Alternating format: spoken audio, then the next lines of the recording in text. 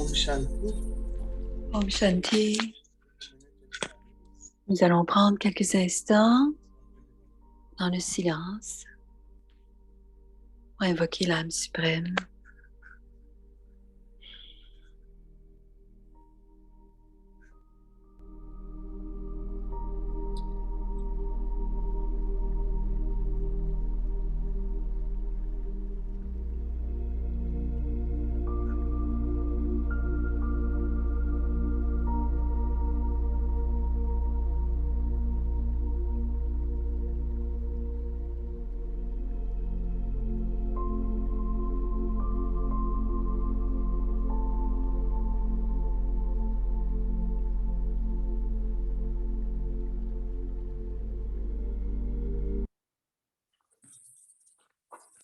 So welcome all of you to the Values for Life series episode. Bienvenue à la série Valeurs pour la vie. C'est la rencontre 43. Merci, Sister Denise et Sister Denise Laurence.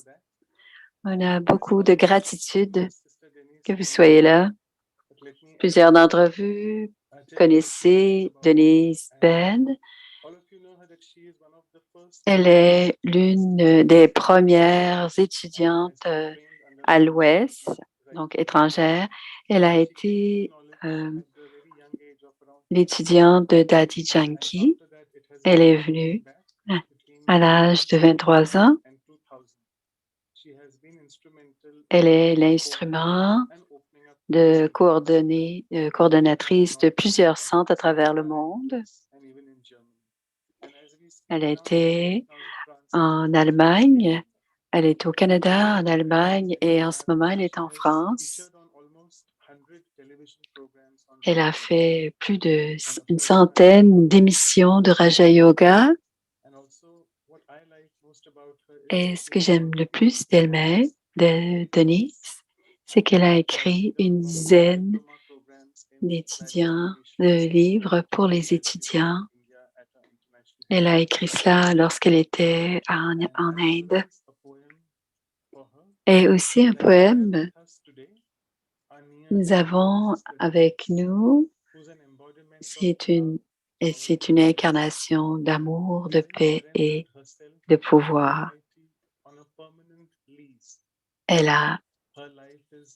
Sa vie est dédiée et il n'y a aucune crise dans sa vie. Elle va nous guider en gardant sur comment garder la paix.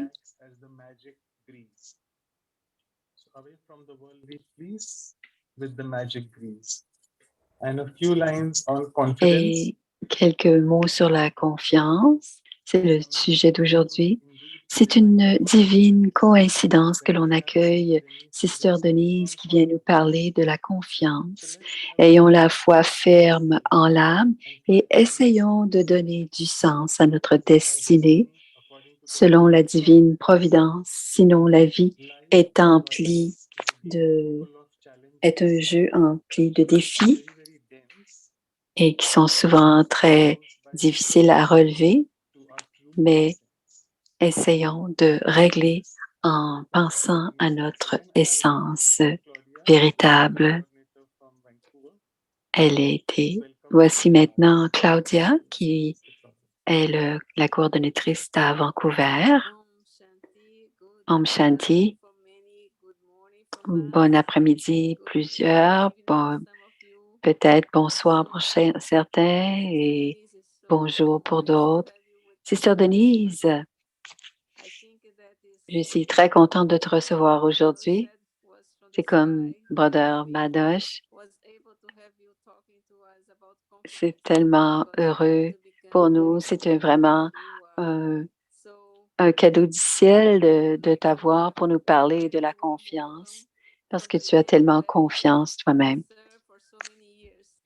Et je suis à Toronto en ce moment, dit Claudia, et je vais te donner les 2 roses qui représentent le drapeau du Canada. Et tu as laissé ton âme ici et on se rappelle de toi ici au Canada. Merci d'être avec nous aujourd'hui. Merci, dit Denise. Canada est toujours dans mon cœur et je suis très contente d'être avec vous aujourd'hui. Et c'est de beau de voir combien de langues nous avons aujourd'hui. On a le hindi et beaucoup d'autres langues un peu partout dans le monde. Alors, confiance, la confiance maintenant. Le mot confiance est interprété par différentes personnes de différentes manières et je pense que c'est utile de regarder la définition du mot. Et quelques personnes m'ont demandé récemment si cette personne a confiance en elle ou est-ce autre chose. Parce que parfois, une personne semble très en confiance d'elle-même, mais parfois on appelle cela de l'arrogance. Donc, l'arrogance et la confiance en soi, c'est différent. Quelqu'un qui a la confiance en soi et quelqu'un qui a l'air qui a l'air avoir la confiance en elle ou en lui, mais ça peut être de l'arrogance et d'autres, un autre type de personnes qui sont, ils sont très sûrs d'eux-mêmes. Je dirais que cela, c'est la confiance en soi sans être arrogant ou être contrôlant. Donc, l'arrogance, c'est un vice que nous avons chez donc, c'est lié à l'ego et l'arrogance. Donc, c'est comme l'attachement, la luxure et l'attachement. Donc, il peut y avoir un faux ego et on pourrait dire aussi que quand quelqu'un est arrogante, on peut penser elle a confiance en elle-même, mais c'est une confiance en elle-même qui est un peu fausse et c'est parfois une façon de masquer, ne pas avoir confiance en soi finalement. Et la description, quand on en parle, le mot en hindi pour confiance est vishwas, qui veut dire la confiance. Donc, avoir confiance en soi, avoir confiance dans notre propre jugement et dans ce sens, on peut penser à la confiance comme étant la volonté ou la possibilité de prendre des risques. Certaines personnes pensent que de prendre des risques, c'est parfois être téméraire et il y a des personnes qui travaillent avec le facteur du risque. Et si on travaille quelque chose qui n'est pas complètement sécuritaire, à ce moment-là, on peut être à risque et parfois, c'est une façon d'être pas vraiment dans la confiance en soi, parce qu'à ce moment-là, la confiance est plutôt quelqu'un qui peut parfois vouloir sembler plus confiant, avoir de plus de confiance en soi, ce serait plutôt de l'arrogance. Il y a des personnes qui ont eu des expériences dans différents types de conditionnements où, en fait, elles sont entraînées à ne pas avoir confiance en eux et même si ils ou elles ont raison, elles doutent d'elles-mêmes, ces personnes, et se retiennent. Et souvent, elles vont faire des erreurs parce qu'elles se retiennent et ainsi elles donnent leur pouvoir à d'autres personnes. Et c'est un effet psychologique d'avoir été conditionné pendant un long moment à douter de soi et de croire que l'on n'est pas euh, on n'a pas de valeur, on n'est pas en mesure de faire ce qui est attendu ou demandé. Et cela fait partie de l'équation et c'est une équation plutôt complexe parce que avoir foi en soi, le mot confiance vient d'un mot latin qui est, en latin, la foi veut dire fides, qui est con avec. Alors, avec fidélité, avoir foi, c'est avoir confiance en soi, c'est avoir la foi en soi. On peut avoir la confiance en soi et l'autre, c'est avoir confiance aux autres. Ou on peut aussi avoir confiance dans notre gouvernement ou dans le gouvernement, ou avoir confiance dans nos religions, ou avoir confiance ou avoir foi en Dieu et que Dieu nous regarde d'un bon œil et que ça va bien. Et dans d'autres cas, on peut aussi entendre en politique quand on parle d'un vote de non-confiance. Et à ce moment-là, c'est la personne qui peut faire différentes activités qui ne sont pas acceptables et qui ne sont pas possibles dans le rôle de la personne. Et à ce moment-là, on fera un vote de non-confiance et on demandera à cette personne de se retirer. Et selon les personnes, quand d'autres personnes pensent qu'ils veulent qu'elle soit là ou qu'ils leur permettent, on peut avoir un autre type de situation politique où quelqu'un, un dictateur ou un dictateur qui a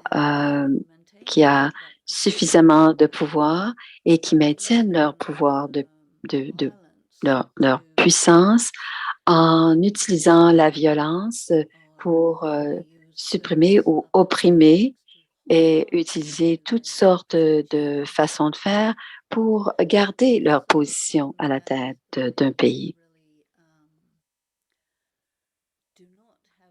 Et à ce moment-là, ils n'ont pas nécessairement confiance en eux, mais ils ont un désir de vouloir que les autres les soutiennent en acceptant qu'ils sont un être de pouvoir. Donc, c'est une situation très complexe et c'est une situation humaine complexe et dans la perception humaine. Alors, autre chose que j'aimerais qui serait intéressant de lier au sujet de la confiance, c'est la liberté. Il y a certaines cultures où les personnes sont ont beaucoup ne font pas confiance au concept de la liberté. Et en Raja Yoga, on apprend le Divan Mukti, qui veut dire être libre dans la vie. Et le contraire de cela serait Jivan Ban, où on est dans une vie où il y a des liens. Et une vie de lien ou d'attachement, c'est lié à être dans des circonstances ou des situations où d'autres personnes nous oppriment, nous suppriment et nous font douter. Et c'est aussi lié à la limite ou aux restreintes qui sont et c'est en lien direct avec notre karma. Donc, il y a un lien entre le niveau d'avoir la confiance en soi, en, en, en les autres, en Dieu et dans les circonstances, et le karma. Donc, il y a un lien et lié est un résultat de notre jugement. Et ce qui est intéressant, c'est aussi une connexion avec autre chose que l'on apprend en Raja Yoga qui s'appelle les pouvoirs, les 8 pouvoirs du Raja Yoga. Il y en a 2 en particulier qui sont très importants. L'un est le pouvoir de discernement et l'autre pouvoir est le pouvoir de jugement. d'adaptation. Alors, une personne qui a ces qualités, la confiance, c'est parce ils ont confiance dans leur jugement. Et c'est très important d'être un bon juge de caractère. Ça veut dire que on sait qui est qui, on sait si quelqu'un est honnête ou pas, si quelqu'un est honorable ou pas, si quelqu'un est vrai ou quelqu'un est faux, parce qu'on a ce pouvoir de discernement et on peut savoir, et plusieurs n'ont pas ce pouvoir de discerner.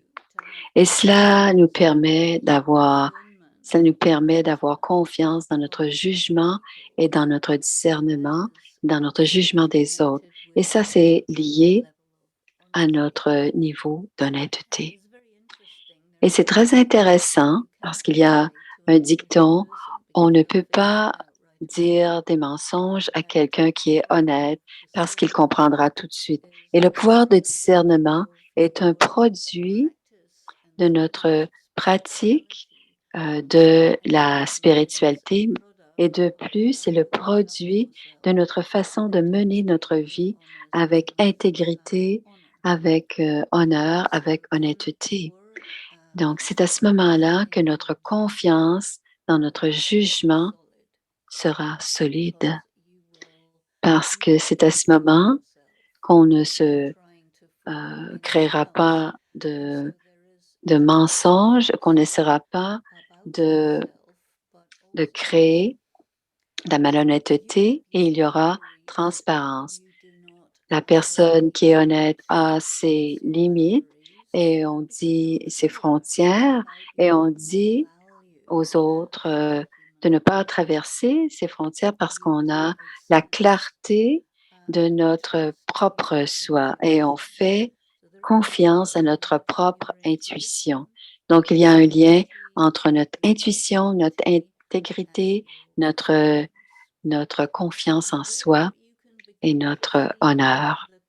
Et quand on voit tout cela, le lien entre tous ces éléments, entre avoir la foi en soi, la confiance en soi et un autre type de confiance en soi qui peut être fausse, qui peut être l'expression d'une personne arrogante, par exemple, qui voudrait se présenter comme ayant beaucoup de confiance en soi, mais à qui leur manque tout ce que je viens de dire.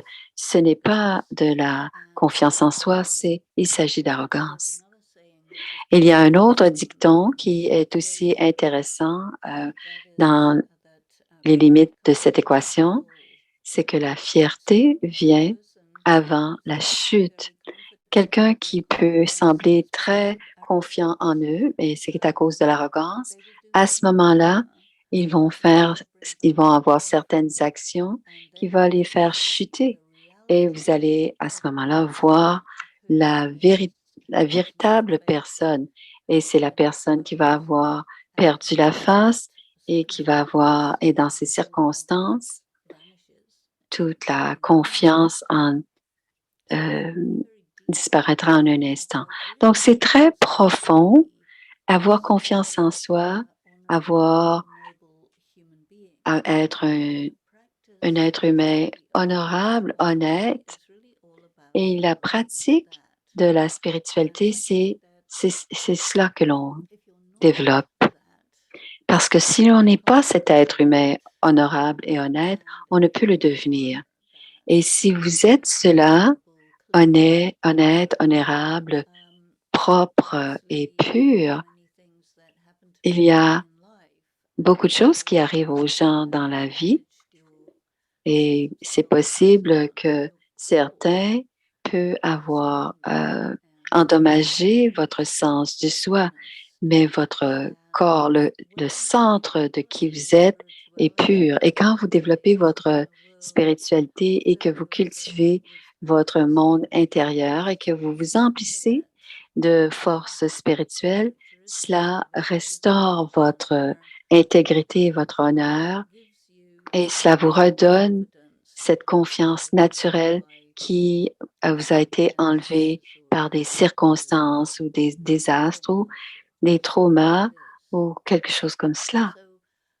Donc, c'est important, tout cela nous demande d'aller profondément à l'intérieur du soi et de penser comment on se sent à propos de soi-même. Est-ce qu'on s'aime? Est-ce qu'on a confiance en soi? Est-ce que vous préféreriez être quelqu'un d'autre? Est-ce que vous êtes jaloux de quelqu'un qui fait mieux que vous? Parce que si on a cela, cela enlèverait la confiance que vous avez en vous, qui pourrait être en train d'être restaurée ou cultivée. Donc, cette confiance que l'on a dans le soi est une force, un type de force. C'est comme une intégrité structurelle de l'âme. Et quand l'âme a eu plusieurs vies, a eu plusieurs expériences, plusieurs défis, plusieurs difficultés dans les nombreuses vies, cela va éroder cette confiance en soi. Mais comme je l'ai dit un peu plus tôt, quand c'est au cœur du soi et que l'on est en train de prendre, on étudie la spiritualité, on retrouve le soi véritable. Et se retrouver, c'est comme retrouver la confiance en soi. On se retrouve, on sait qui l'on est. Et un élément qui est un défi est la projection, la comparaison. Et la culture dans laquelle on vit, que l'on soit d'une religion ou d'une autre, ou que l'on vienne de l'Est ou de l'Ouest ou du Nord ou du Sud, la culture globale à travers le monde, derrière toute autre culture, est une culture de se projeter et d'assumer quelque chose au sujet de l'autre basé sur des croyances. Et cela on crée des fausses croyances parce que on voit certaines croyances comme étant des bonnes, d'autres non. C'est une culture de matérialisme.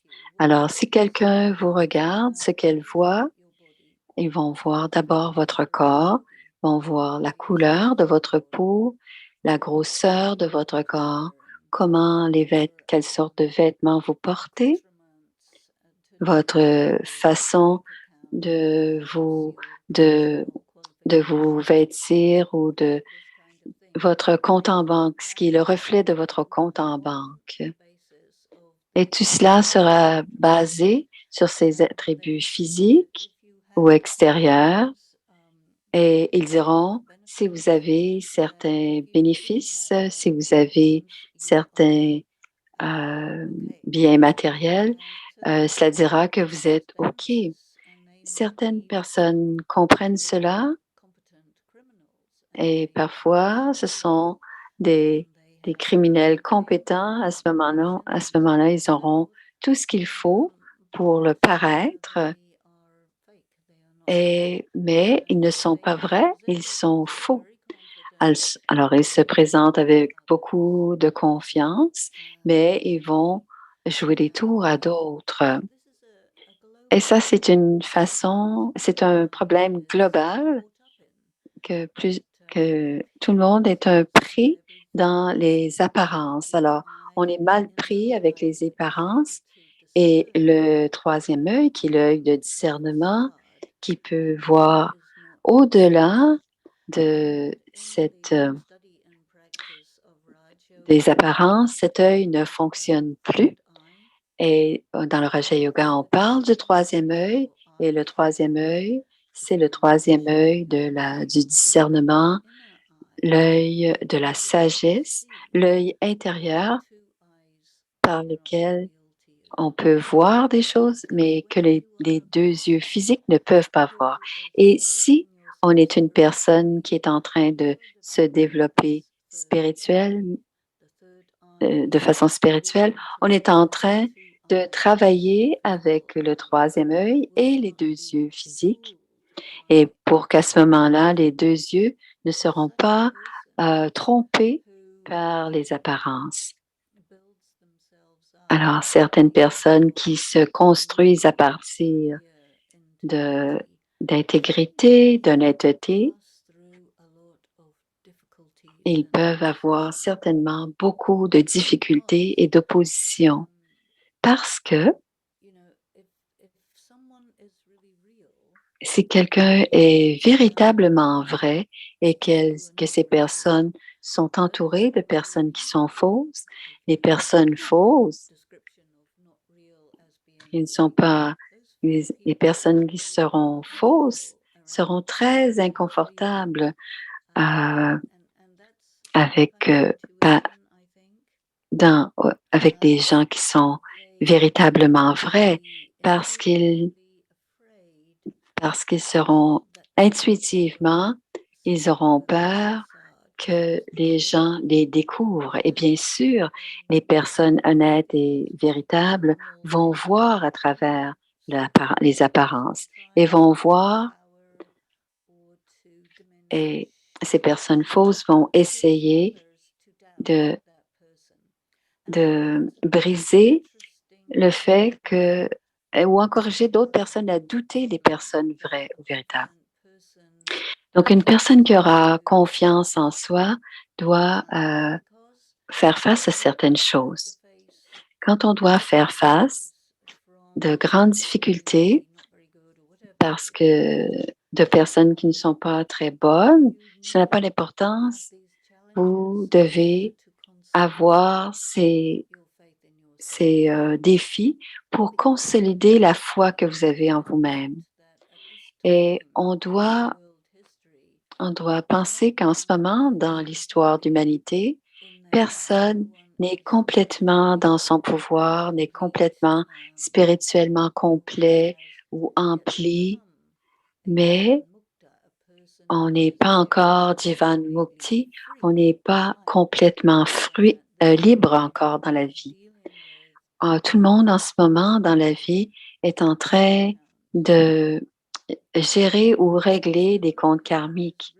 Mais la personne qui est véritablement propre et claire et qu'elle veut se retrouver et qu'elle veut faire le travail pour retrouver son véritable soi et restaurer le soi à sa condition originelle, cette âme doit passer des examens et cette personne devra se considérer que si on doute de moi, si on blasphème ou qu'on me discrédite, peut-être que je devrais me retirer et me retirer et me cacher.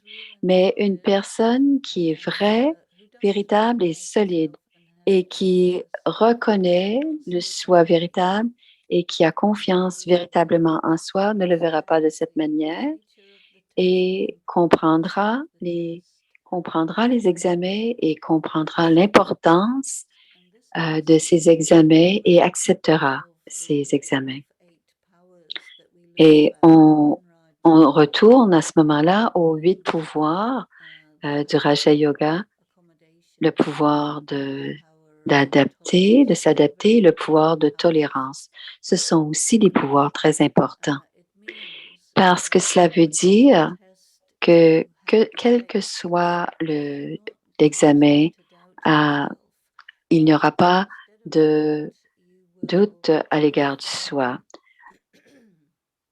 Mieux est encore, on raffinera l'être véritable que nous sommes et on consolidera nos pouvoirs intérieurs et on maintiendra notre façon positive de voir les autres, même pour les gens qui se présentent comme étant notre ennemi, et on ne se laissera pas jouer par ce genre, on se laissera pas tromper par ce genre de jeu, et ainsi on réussira l'examen. Parce que non seulement la confiance, c'est avoir confiance en soi, mais les autres aussi doivent avoir confiance en vous. Et c'est la réalité c'est une réalité que l'on connaît bien, que l'on doit avoir confiance en Dieu.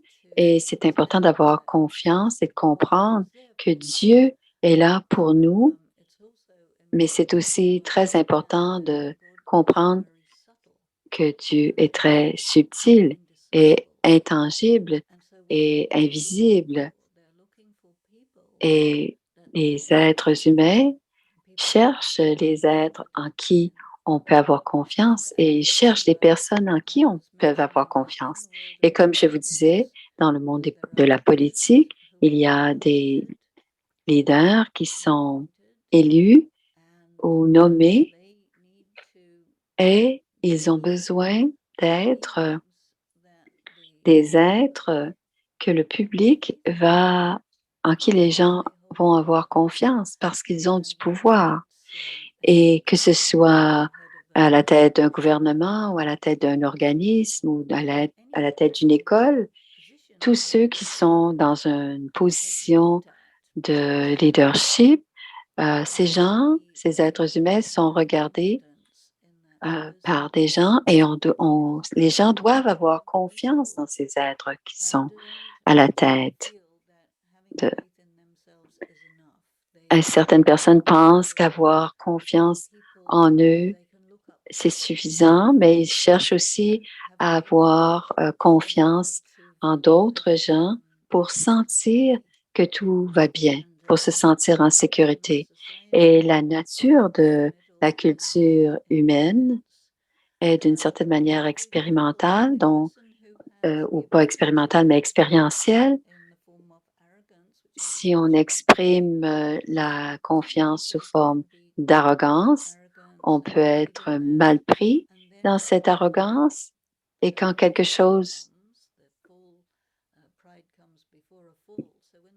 quand la chute vient, ces personnes on est très déçu de ces personnes parce qu'on se sent trahi, parce qu'on est quelqu'un qui a confiance en soi et parce qu'on est un être humain solide et que les gens commencent à nous voir comme étant et qu'ils assument que nous sommes des personnes véritables,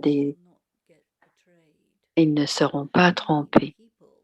Mais plusieurs personnes, on les voit comme étant solides et propres à l'intérieur et à l'extérieur et très forts aussi, que les gens vont essayer ne seront pas trahis. Et je pense que c'est très important dans, en tant qu'âme humaine, quand on est un petit enfant, les personnes en qui on a confiance sont nos parents. Et les parents c'est l'autorité morale dans notre vie, c'est les êtres humains qui nous préparent pour la vie. Et parfois, on se rend compte que nos parents sont indignes ou incompétents et cela peut nous détruire notre sens de notre sécurité. Et ainsi, on devient un survivant. Et cela va créer aussi une personne arrogante. Ça va créer une personne qui va sembler solide, mais elle ne le sera pas. Donc, ce sont des problèmes psychologiques qui arrivent lorsqu'un enfant est trompé par les parents.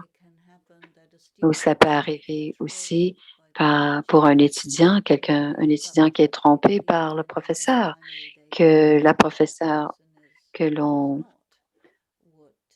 on découvre que le professeur n'est pas cet être que l'on croyait qu'il était et il y a la trahison.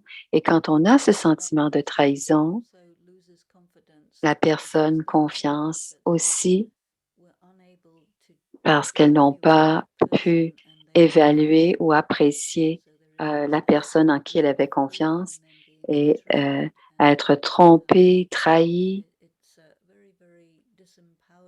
Et on perd beaucoup de pouvoir de ce genre de situation pour un être humain.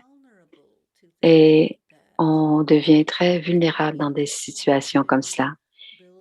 Et quand on veut se reconstruire ou on veut créer retrouver notre spiritualité ou retrouver qui nous sommes ou ce que l'on est, si on n'a pas ces examens et si on ne peut pas réussir à passer à travers ces façons de vérifier, on devient faible et facilement trahi. Et à ce moment-là, on n'a plus, on doute de soi, on perd la confiance en soi. Et dans le processus de spiritualité, on a besoin d'être un peu, doit se solidifier ou de s'endurcir parce que parfois, quand on pense à la spiritualité, c'est simplement être doux, gentil, charmant, aimant et vulnérable. C'est très vrai, mais il doit y avoir l'équilibre de cette force, de cette, euh, de cette colonne vertébrale qui est solide. Et ainsi, pour que l'on puisse rencontrer toutes sortes de défis et, et dans la mythologie indienne, qui peut nous aider beaucoup, on voit comment les héros ont des examens à passer et seront sabotés. On va les, on va, on va leur mentir, on va les frauder et l'âme qui va avoir un bon discernement ou l'être humain qui va avoir un bon discernement ou une bonne intuition va pouvoir reconnaître ce qui est en train de se passer. Et c'est ce qui construit la confiance que l'on peut avoir dans le soi. Et cela construit aussi la confiance que les autres peuvent avoir dans le soi que l'on est.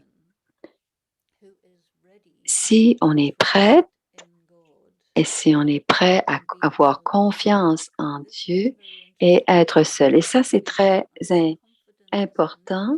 La confiance est liée au leader, que ce soit une petite famille ou une entreprise, quelles que soient les circonstances, que ce soit grand ou petit.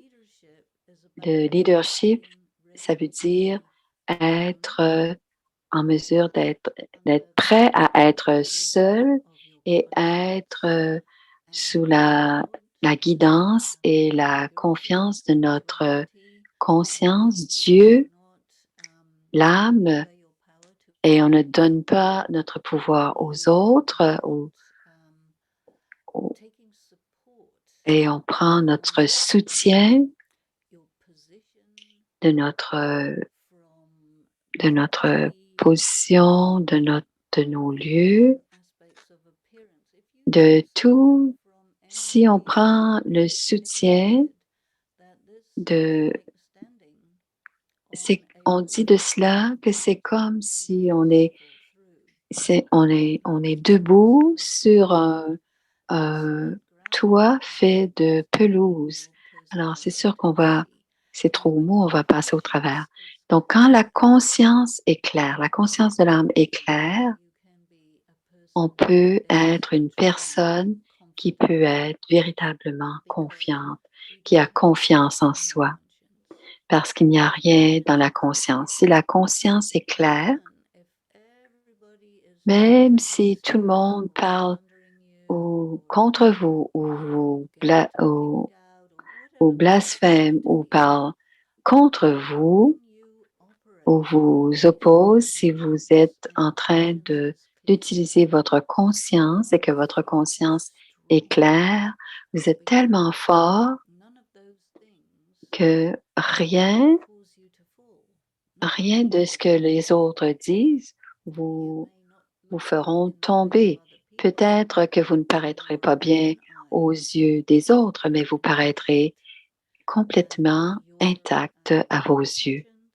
Et votre conscience, vos relations avec le divin, tout sera intact, mais ce n'est pas visible pour le public. Mais il y a cette vibration, il y a cette qualité de la personne, de ce genre de personne qui peut être sentie. Et plus le temps passe, et plus vous passez à travers certains tests de santé, beaucoup de choses se passent. Et quand vous avez cette pureté et intégrité, votre confiance en soi devient de plus en plus difficile difficile, euh, impossible pour que les autres vous ébranlent. Et en ce moment, cette maison où j'habite est très proche des Pyrénées. C'est pas les Himalayas, mais c'est les Pyrénées. C'est quand même des montagnes très élevées et on peut les voir quand c'est une journée où le temps est très clair, on peut les voir. Et s'il y a du brouillard, on ne peut pas les voir, ou de la brume, on ne peut pas les voir. Et c'est comme quelque chose comme cela pour la personne qui a confiance en soi ou quelqu'un qui est en train de construire cette confiance en soi. Et c'est comme se construire comme étant une montagne. Quand tout est clair, on les voit. Et quand il y a la difficulté et la brume, comme le chaos d'aujourd'hui, on ne voit pas, on ne les voit pas. On ne peut pas savoir qui on peut, en qui on peut avoir confiance. Mais quand tout est clair, ces êtres, on peut les voir, c'est très clair, comme les montagnes. Alors, quand elles vivent, ces personnes, on cherche le sens, on donne un sens à sa vie, on cherche le sens de notre vie. Et différentes personnes vont choisir différentes choses. Si je veux donner du sens à ma vie, certaines personnes, c'est la famille. Et s'ils ont une famille, ça donne du sens à leur vie. Tout va bien s'ils ont cette famille. Et d'autres qui sont plus liés à leur pureté, leur intégrité, ce qui donne du sens à leur vie, c'est elles sont si propres à l'intérieur que leur conscience est claire, elles sont prêtes à affronter et à s'ouvrir complètement. Elles n'ont rien à cacher. Elles n'ont honte de rien, de ce qu'elles ont fait, que personne ne sait. Et quand on est confiant que tout ce que nous avons fait, tout ce qui a été fait, c'est parce que c'est en lien avec notre intégrité. Est-ce que tout ce que nous avons fait est en lien avec notre intégrité? Nous avons maintenant cette force et on sait que quand la vie se terminera, que ce soit aujourd'hui, la semaine prochaine ou dans 10, 20, 30 ans, à la fin de notre vie est comme un mémorial. Et je me souviens, dit Denise, que Daddy Yankee, qui était à la tête des Brahma Kumaris, nous parlait régulièrement, nous disait quel sera le mémorial que vous allez laisser. Et je pense que c'est très, très intéressant parce qu'elle nous entraînait à la grandeur. Elle disait, quand tu vas mourir, qu'est-ce que les autres vont se souvenir? De quoi les autres vont se souvenir à ton égard? Ce n'est pas l'homélie que les gens diront à vos funérailles, mais qu'est-ce qu'on se souviendra de votre vie pour longtemps? Alors, si c'est la pureté et si vous êtes Et si cela donne du sens à votre vie, c'est la pureté, et que vous êtes focalisé sur cette idée que peut-être que les autres ne voient pas qui je suis, peut-être qu'ils ne m'interprètent pas tout à fait comme cela. Dieu me voit et moi je me vois et c'est suffisant. Et c'est à ce moment que l'on a un bon sens, une belle confiance en soi et que c'est la vraie foi, c'est une foi ferme et que d'autres pourront dire oui, c'est une personne solide, cette personne est vraie, je peux vraiment gager sur cette personne, je peux vraiment faire confiance à cette personne. Et je pense à la confiance, la foi et l'intégrité. Tout ça, c'est lié. Et ce sont quelques pensées au sujet de la confiance. Peut-être que maintenant, on pourrait, Manoj, tu peux reprendre le micro. Peut-être que tu as des questions. Merci, c'est Manoj qui parle. Merci de beaucoup de valeurs. Tu as touché au pouvoir, tu as touché aux valeurs. Et ce mois-ci, on a parlé du discernement. Et dans les 2 prochaines semaines, on va avoir le pouvoir de décider ou de juger. Donc, l'arrogance et l'ego, c'est la première question. On dit toujours qu'il y a une fine ligne entre l'estime de soi et l'ego. Et la deuxième question, quelle est la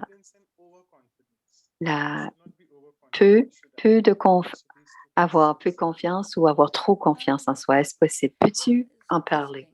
C'est très intéressant, dit Denise. Je vais d'abord parler alors, peu de confiance en soi et trop de confiance en soi. Je pense que si on parle de trop de confiance en soi, c'est quelqu'un qui, qui est un peu narcissiste et qui a créé une image de soi, d'elle-même, qui n'est pas vraie, et elle veut soutenir cette image pour que d'autres croient qu'ils sont extraordinaires et magnifiques, mais en fait, ils sont très ordinaires et finalement, ils agissent aussi sur cette confiance en soi, ce type de confiance en soi et tout tombe en ruine. Alors, c'est la même chose que la confiance et l'arrogance. Donc, on peut penser que être trop confiant, c'est un autre mot pour l'arrogance. Et cette ligne mince entre l'estime de soi et l'arrogance, elle est mince seulement si on a beaucoup d'arrogance, parce qu'on ne peut pas voir la ligne. Mais si on n'est pas arrogant et que l'on voit la différence, qu'on connaît la différence, c'est très clair. Il n'y a pas de possibilité se mêler, d'être confus. Je vous disais un peu plus tôt que ce n'est pas possible de mentir à quelqu'un qui est honnête parce qu'ils vont voir tout de suite ce qui se passe. Et de la même manière, la personne qui a une véritable estime de soi a une confiance claire. Et quand il y a de l'arrogance, ce sera visible.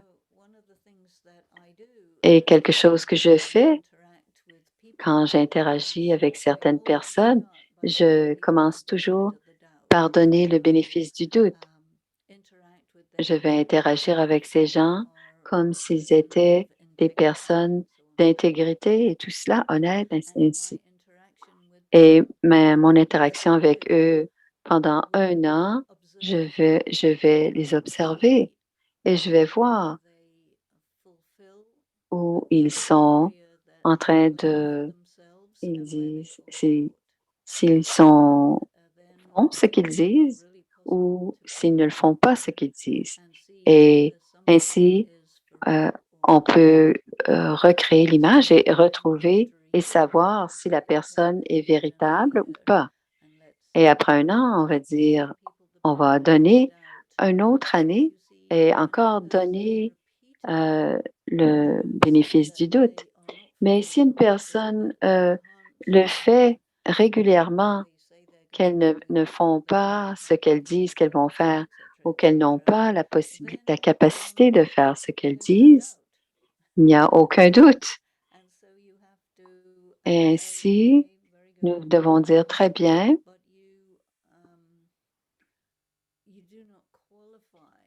tu ne te qualifies pas pour le poste que tu as et tu ne te qualifies pas non plus pour pour mon respect. Donc, je ne peux pas te respecter parce que tu es faux.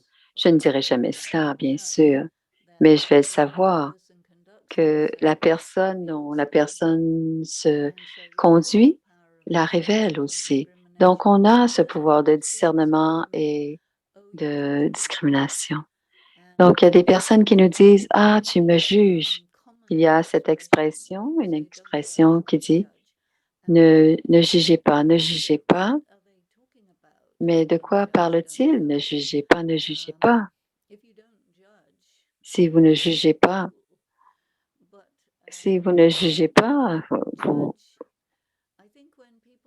quand les gens disent ne jugez pas, je crois qu'ils veulent dire ne critiquez pas ou ne condamnez pas. Je ne crois pas qu'ils veulent dire ne me juge pas. Et quand quelqu'un est intéressé, je pense que c'est peut-être une façon de ne pas bien utiliser le mot juger. Mais en Raja Yoga, on doit absolument utiliser le pouvoir du jugement. Donc, on doit absolument être bon juge de personnalité. On doit pouvoir juger si notre travail est correct. On doit pouvoir juger de ce qui se passe, de notre personnalité, de nos décisions. Tout ce que l'on fait est basé sur notre jugement, un bon jugement ou un jugement pauvre. Et c'est essentiel, dit Denise. Et si quelqu'un n'est pas faux, si quelqu'un est faux, alors il n'aimera pas si quelqu'un les évalue et ils n'y arriveront pas et ils veulent bien paraître, mais ils n'y arriveront pas. Et ça ne sera pas possible. Donc, c'est comme cela que ça se passe. Ouais. Thank you so much. It was amazing. When we are discussing confidence, it starts with Ça commence avec un C, condemnation and criticism. la condamnation et la It's very closely related to critique. confidence. Alors, tout ça, c'est en lien avec la confiance. About Mais la confiance, it will come back to me. Yeah, I'll just read a quote for you. Yeah, it's comparison. c'est la comparaison. There's a quote. I'll just read out that quote. Please clarify. C'est une citation. Alors, si tu peux nous expliquer cette citation. Into a room with your nose in the air.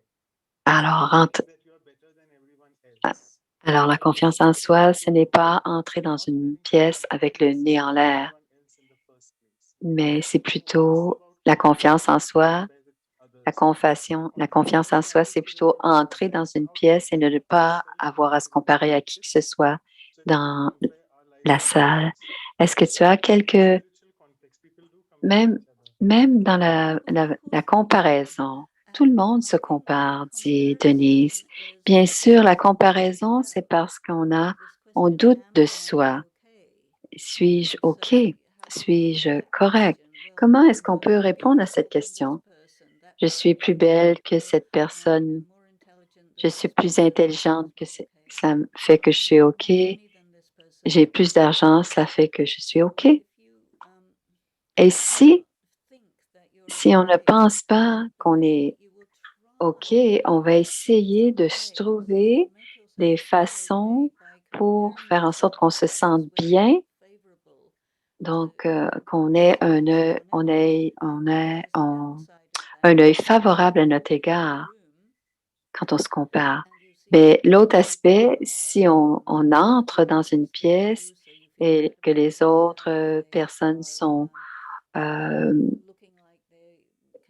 qui sont mieux maquillées, qui ont plus de facilité à parler en public ou si les autres ont des vêtements.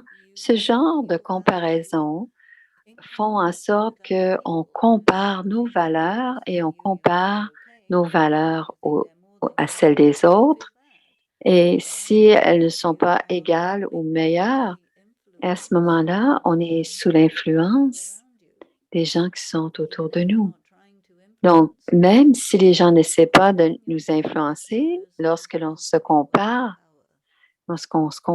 on donne notre pouvoir aux autres.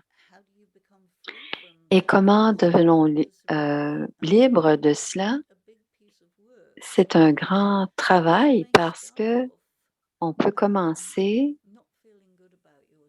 en ne se sentant pas très bien. Donc, à ce moment-là, on n'a pas vraiment confiance en soi. Mais on peut commencer qu'on on a trop confiance parce que quelqu'un nous a entraînés, par exemple, à être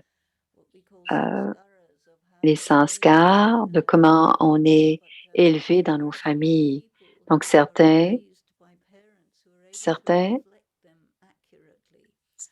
peu de gens sont élevés par des parents qui rendent les enfants tels qu'ils sont vraiment.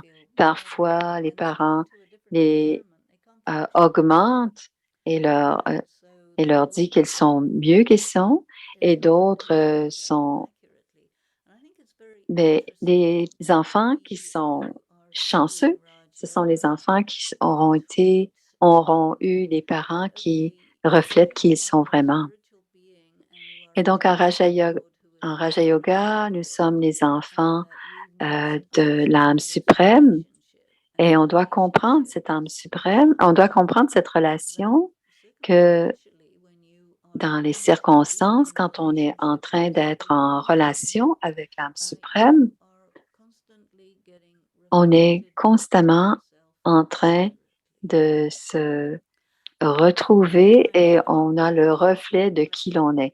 Et souvent, on n'aime pas cette réflexion que Dieu nous donne parce que nos faiblesses nous diront, donc un bon parent nous diront quelles sont nos faiblesses. Et si on ne pense pas correctement au sujet de qui on est, le bon parent nous reflètera ça aussi et nous dira qu'on a beaucoup de valeur et que l'on est important et qu'on ne doit pas penser en mal de soi. Parce que lorsque l'on est vrai et que l'on est véritablement en contact avec le soi véritable, on n'est pas impressionné par les autres et on ne sent pas non plus, on ne se sent pas supérieur non plus. Parce que se sentir supérieur, c'est seulement pour les personnes qui ne savent pas qui ils sont. Et la spiritualité, c'est de savoir qui on est et de savoir que les autres sont différents et que chacun joue son rôle et c'est une danse et c'est un jeu et on doit pouvoir jouer. Une expression que Daddy Yankee utilisait, soit Shintan et Ishwa Shintan, quand on se compare aux autres, on pense aux autres. Quand on pense à soi, au soi, on doit en contact avec le soi.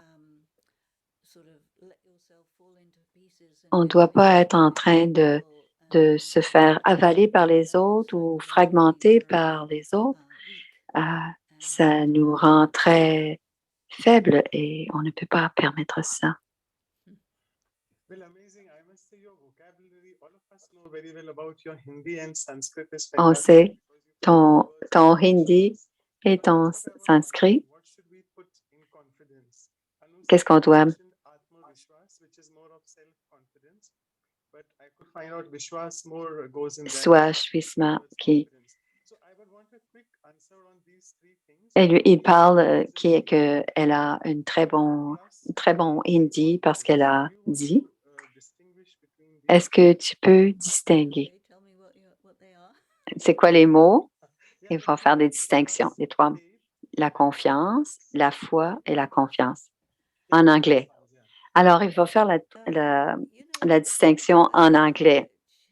La chose au sujet des langues, c'est qu'il y a beaucoup de synonymes, mais chaque synonyme, il y a des circonstances, on pourrait dire, tous ces trois mots-là sont complètement synonymes, mais un poète, toi, tu es un poète, va dire, non, non, il y a certaines précisions, un mot est mieux qu'un autre, ou plus précis dans certains cas, et alors, chacun des mots ont des vibrations et on peut les associer à d'autres mots. Et quand on peut choisir un mot plutôt qu'un autre, qu'il est soit un mot que l'on choisit, soit qui est dit ou que l'on donne, on doit choisir les vibrations, les métaphores, les vibrations, parce qu'on veut que la personne qui entend ces mots expérimente ce que l'on est en train de dire. D'abord, on doit comprendre pour soi, est-ce que je parle de la confiance? Est-ce que je me fais confiance? Ou est-ce que j'ai de la confiance en soi? C'est un sentiment différent. En français, on appelle ça l'extension et c'est des extensions différentes. La foi, c'est la confiance, c'est OK, vas-y, je ne vais pas faire une erreur.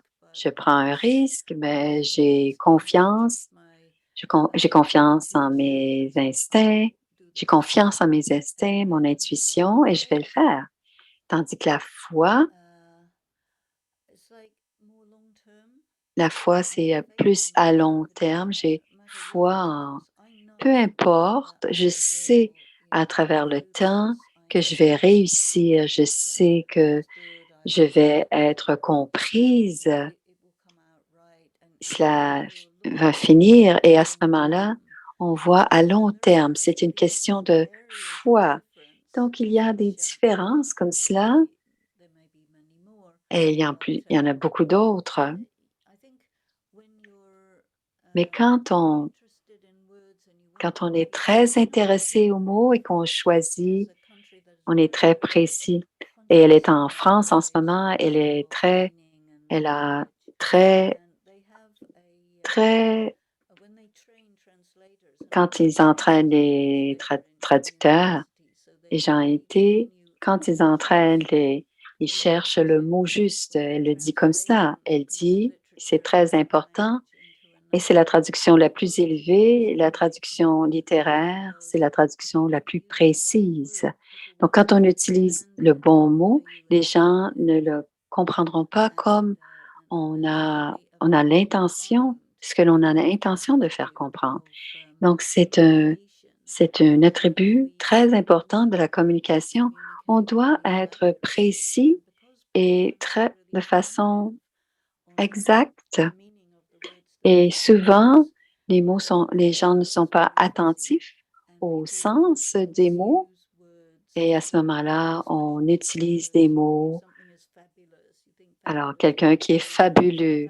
Mais fabuleux, ça ne veut pas dire, ça a un rapport en anglais avec une fable. En anglais, ça a un rapport avec une peur. Et en anglais, c'est une fable. C'est les caractéristiques quand on raconte des fables.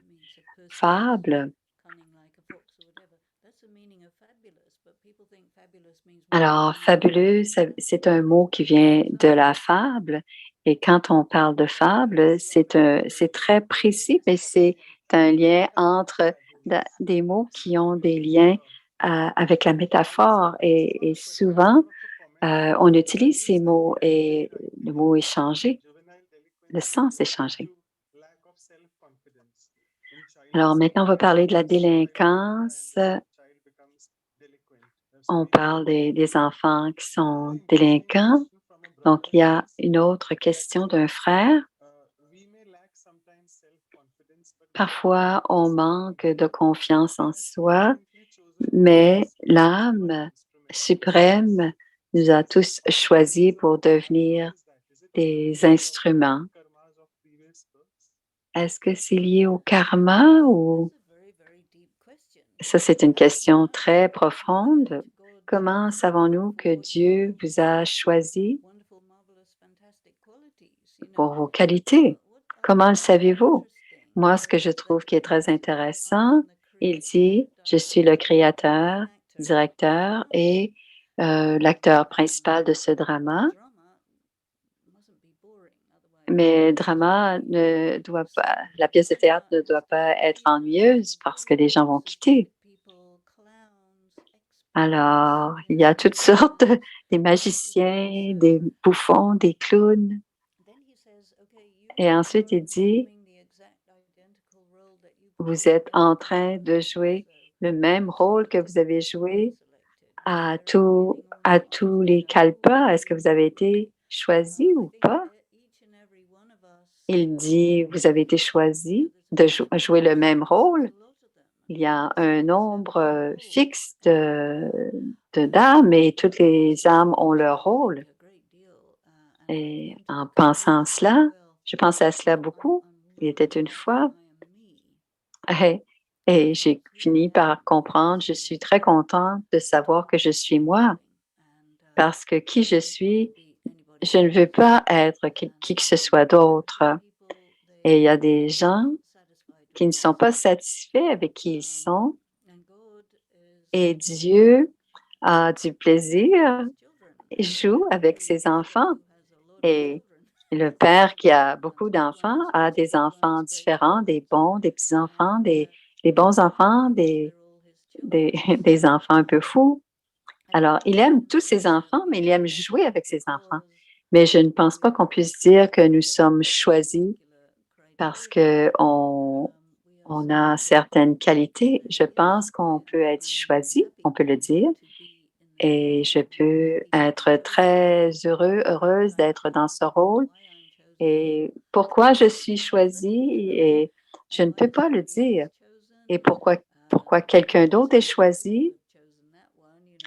Et je dis peut-être que je ne l'aurais pas choisi, mais ils sont nécessaires. Alors, tout le monde a un rôle, tout le monde a besoin d'être là, mais je pense que Dieu nous enseigne de nous permettre d'être qui nous sommes vraiment et être libre de toute critique et de comparaison. Ça a plus de sens pour moi, dit Denise. Et la question est en lien avec la mythologie. Sita, elle va, il y a des gens qui ne sont pas en lien, qui ne connaissent pas. Elle ne s'est pas confiée. Il veut parler du personnage de Sita. Elle n'avait pas le pouvoir de discerner et elle n'avait pas un bon jugement non plus.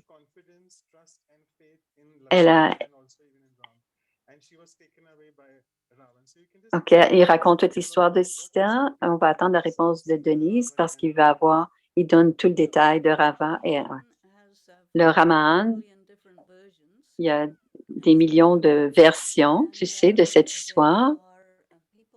Il y a des gens qui décrivent Sita comme étant ce qu'ils la décrivent, mais on doit se rappeler que c'est un mythe et la mythologie sont écrits par des personnes et quand quelqu'un écrit une interprétation de ce mythe, ils ont leur message et c'est le message et la morale qu'ils veulent faire ressortir.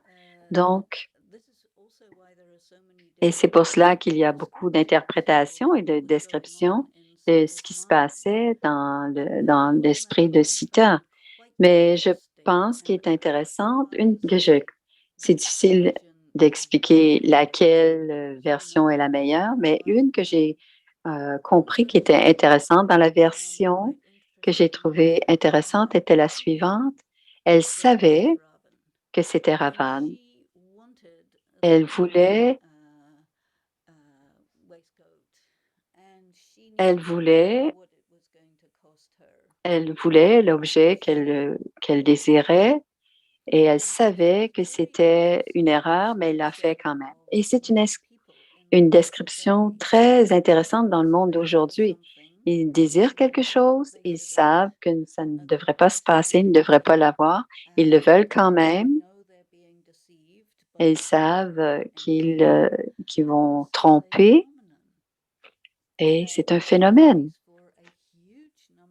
Et pour beaucoup de personnes, ce que nous avons appris dans le Raja Yoga, c'est que les gens qui,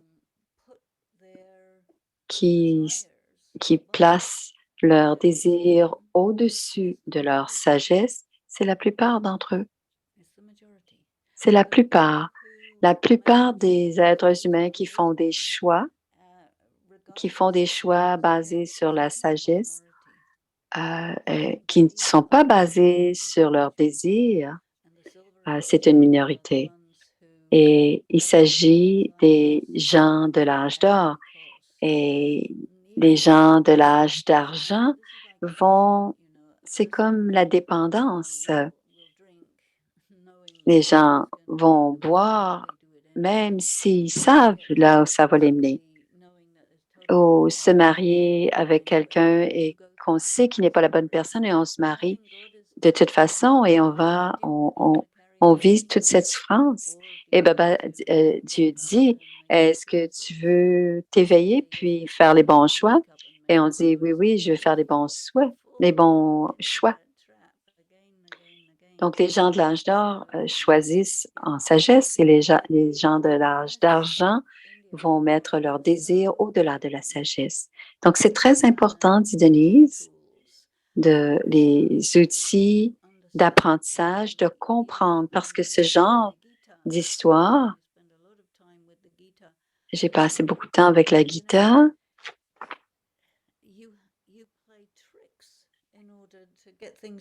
On, on,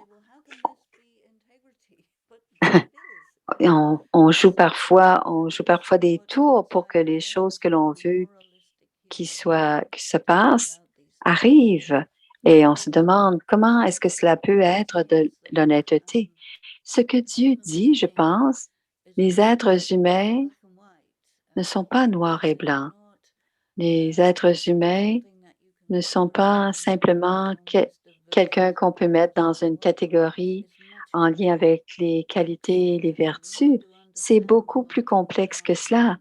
Et on doit connaître le clair-obscur finalement.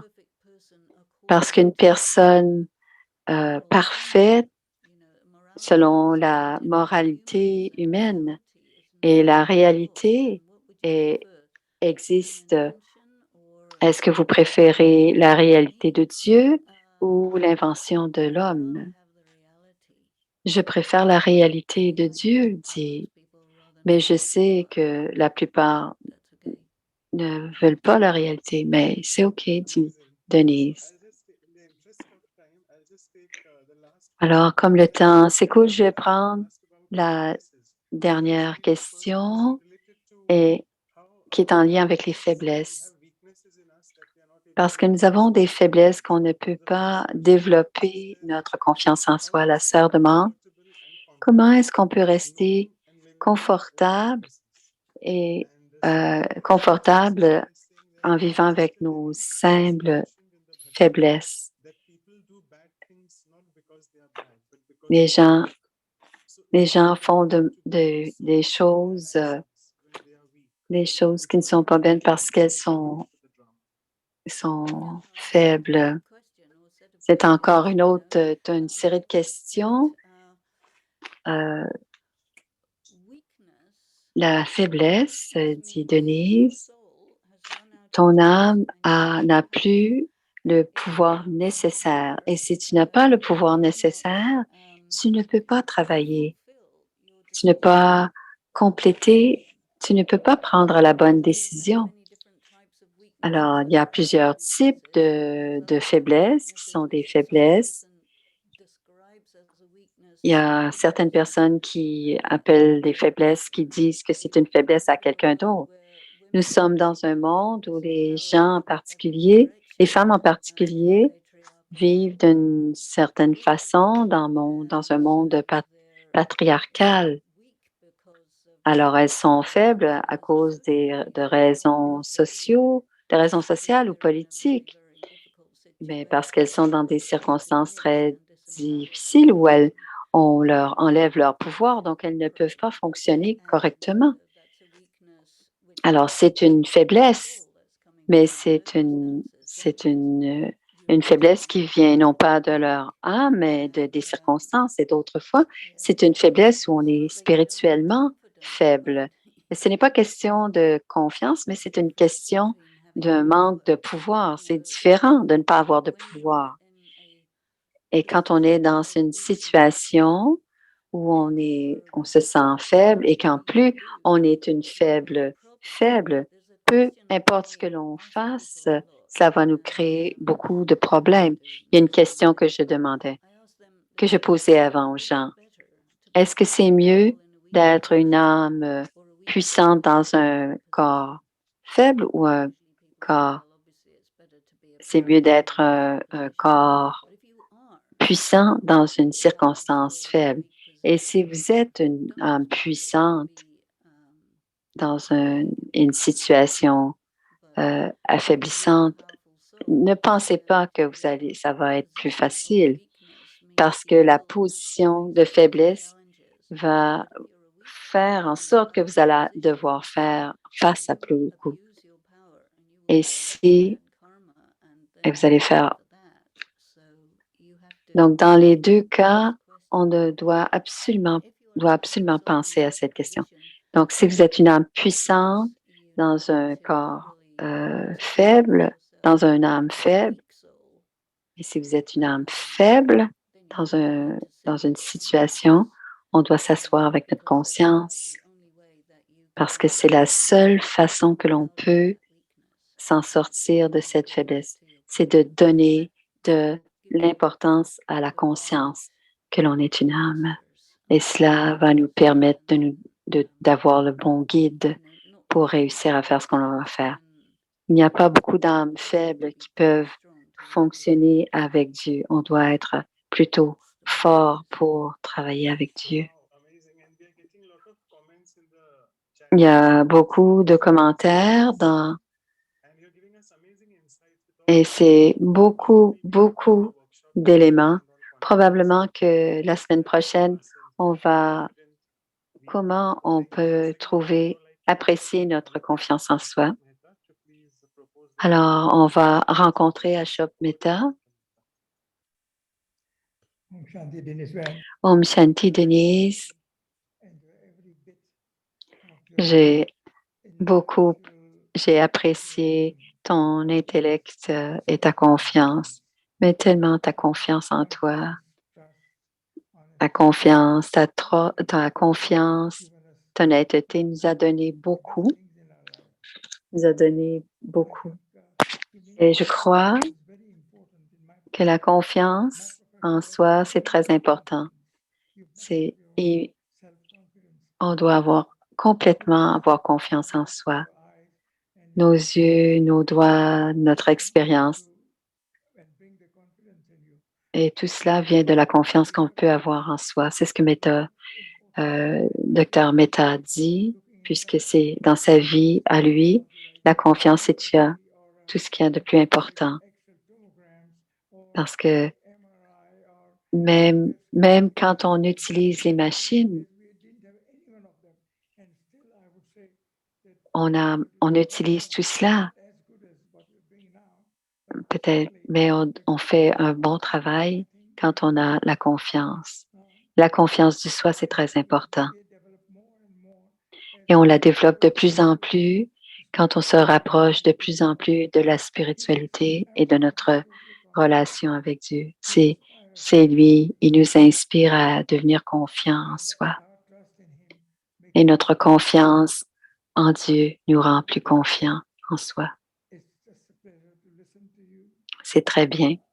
J'ai adoré t'entendre. Chère Denise,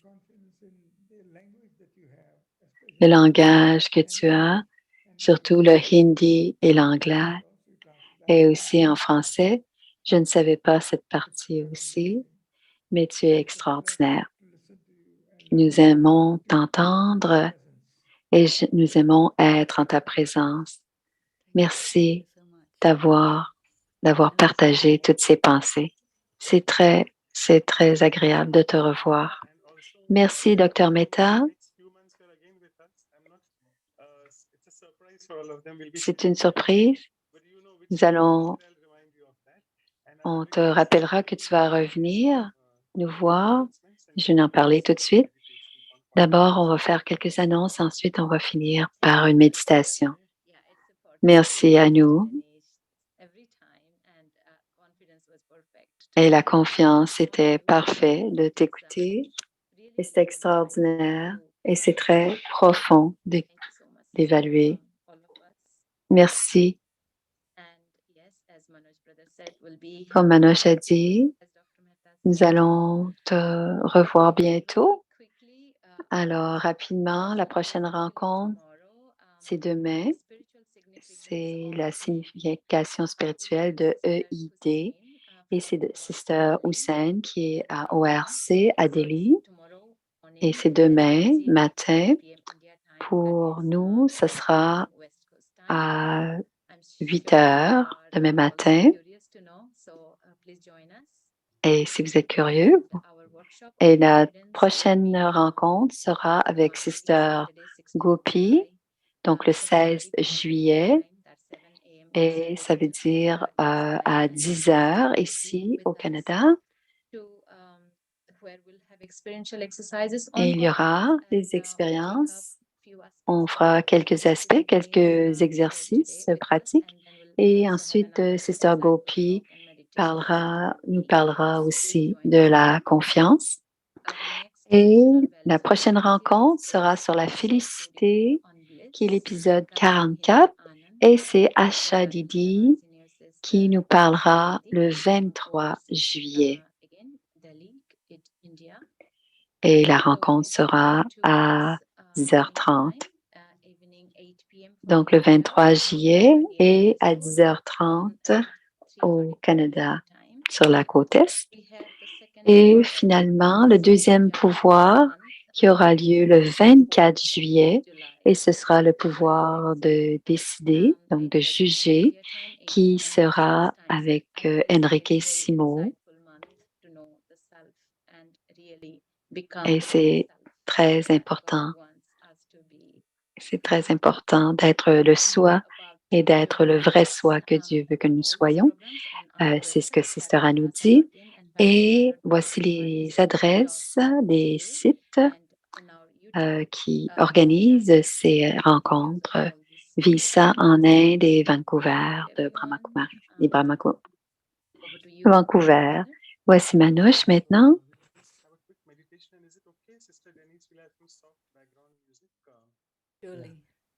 Alors, maintenant, voici la méditation.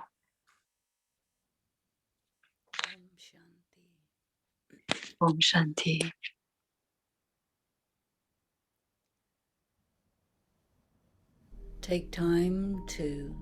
Prenez le temps de tourner la conscience, la concentration vers l'intérieur et sentez l'âme. Moi, l'âme, je suis seule.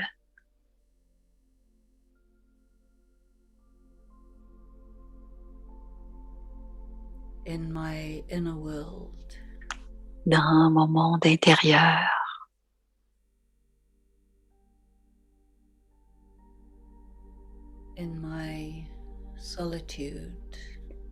Je suis dans la solitude de mon monde intérieur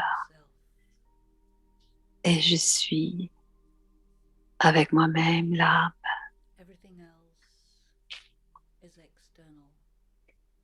Tout devient extérieur à mon monde. Les scènes du monde extérieur et tout ce qui est en lien avec les organes des sens physiques. Et à l'intérieur, it is perception, but not sense perception.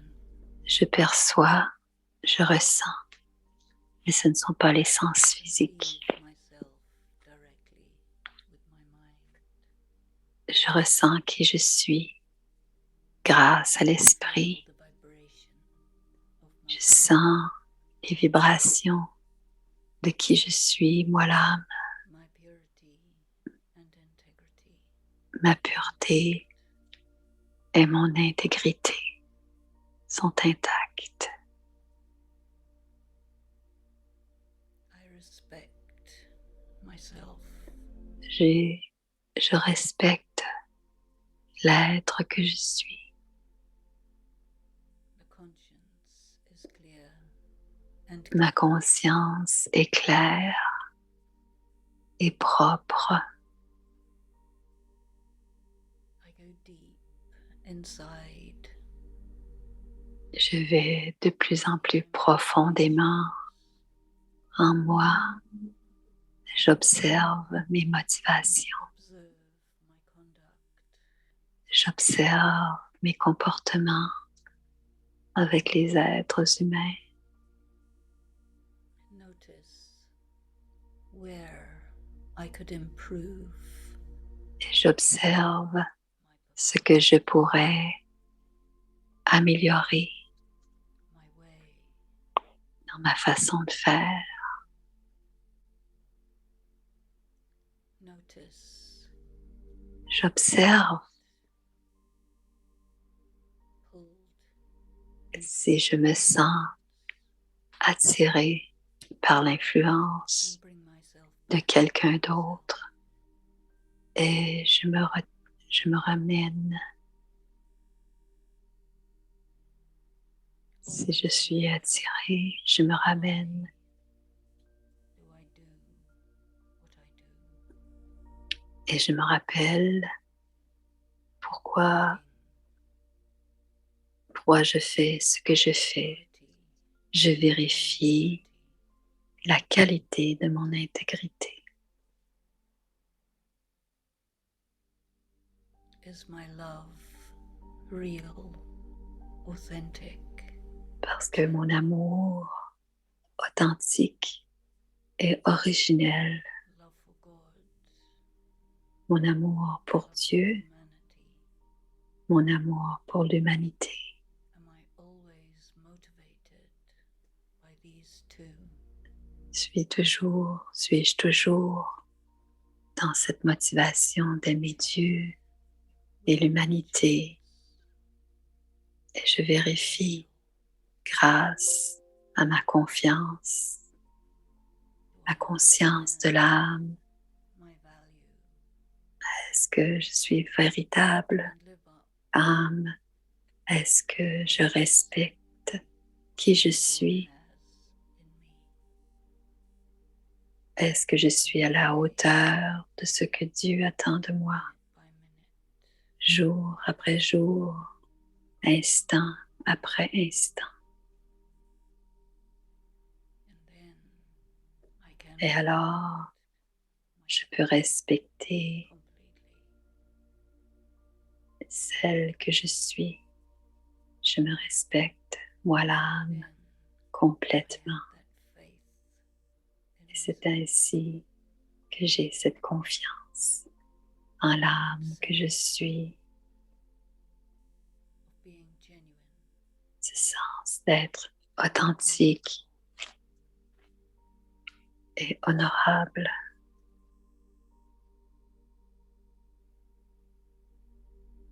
in front of God, et devant Dieu, devant les gens. open and transparent. Je peux m'ouvrir, je suis transparente. Shanti. Om Shanti. So thank you so much for this wonderful meditation experience. And I would not forget to thank all the translators who are there in the background, tirelessly helping us with their service involvement. And people are requesting, sorry, after the meditation, I find it a bit odd to have a group photo. But is that okay? You can just take a quick group photo, Sister Anu. Sure. Thank you, Sister Denise. Everybody wants to have this memorable moment. So everyone who wants to have the video on, to have the photo, please switch on your video. One more page.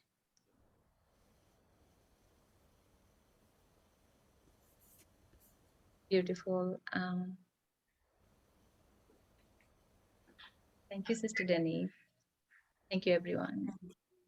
Thank you. Thank you so much once again. Thank you, brother, and thank you, everyone. And Om Shanti.